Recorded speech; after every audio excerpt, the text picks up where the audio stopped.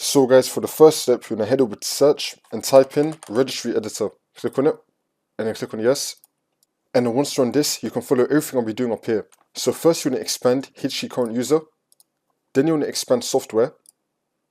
Then you want to expand Microsoft. Then you want to expand Windows. We're going to scroll down till we find Windows. You want to expand Windows. I'm going to make this a bit bigger. And now you want to expand current version. And now you want to expand policies. We're going to scroll down till we find policies. You want to expand policies and then click on the Explorer folder. However, in my case, I do not have the Explorer folder. And if you don't have it as well, then you want to right click on policies and then click on new and then click on key. You want to call this key Explorer and then click on enter. Now we're going to be in the Explorer folder and we're going to be on here.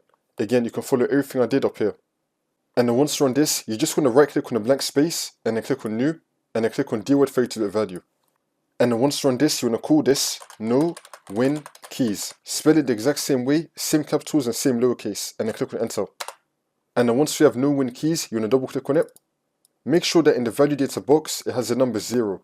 If it says any other number, delete it and then type in the number 0 and then click on OK.